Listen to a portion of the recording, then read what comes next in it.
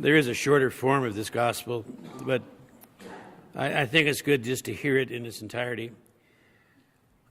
The readings challenge us to take a look at law, to look through law to something deeper, a place that is probably a more difficult place to live than if we simply lived by law. As Jesus talked to these people, his listeners were people of the law. The Torah, the law, was everything in their lives. It was primary. The law and the prophets was what formed and shaped all of their lives. Law was essential. Law was basic. And along comes Jesus. At every turn, it seems, he's breaking the law. You know, and you can understand why they wanted to kill him in the end, because this was what shaped and formed them as a community for 1,000 years, okay?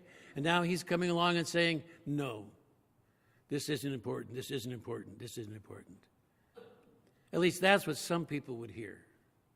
But I think what Jesus is trying to do is to broaden and to deepen their awareness of what law is.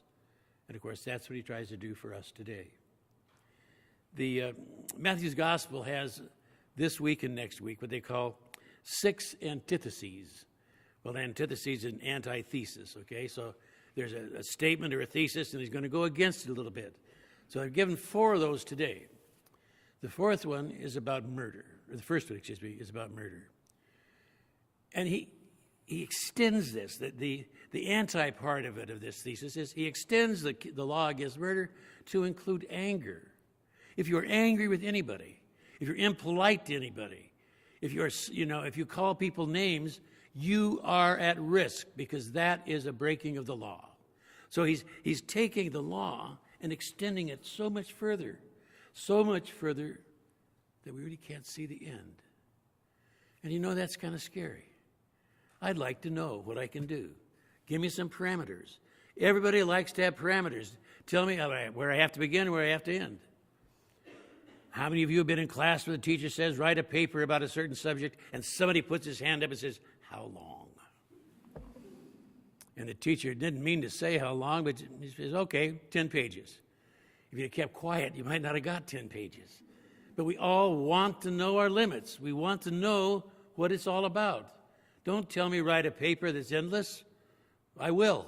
You know, we've got this feeling in us that we have to have boundaries. Jesus is saying no.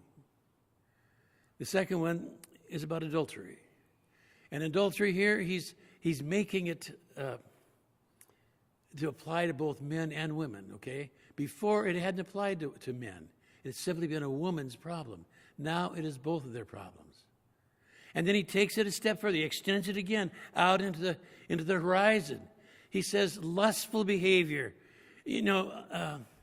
deceitful behavior, that kind of things that bring shame to the community, those are wrong.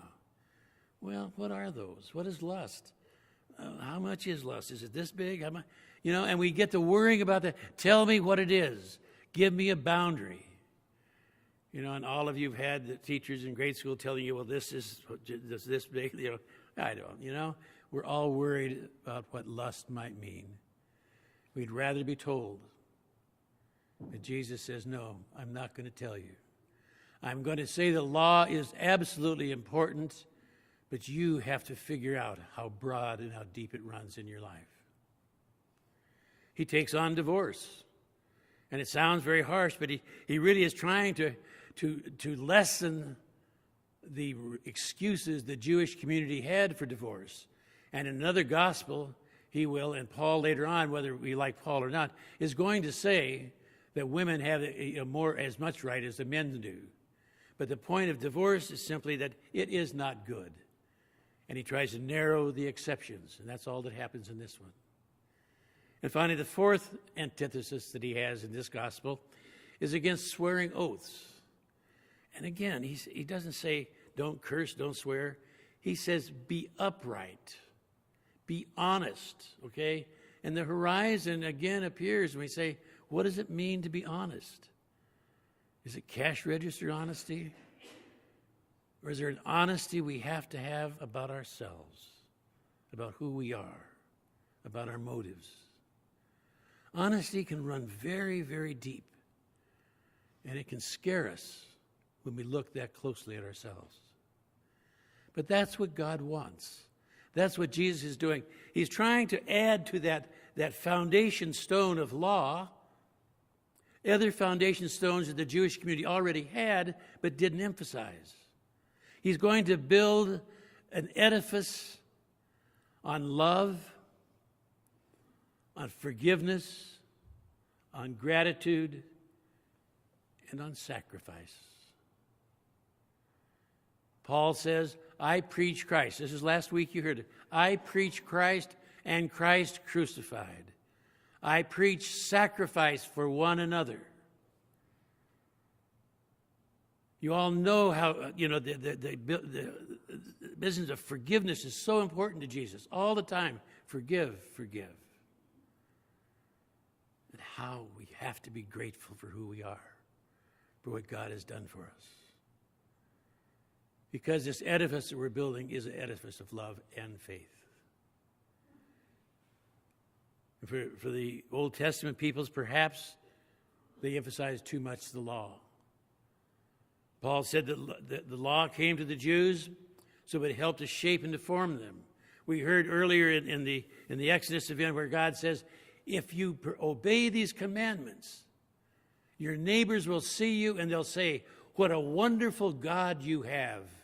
And they will be drawn to this God. So the law plays an important role. No one can ever deny that. But it has to be only one of those building blocks.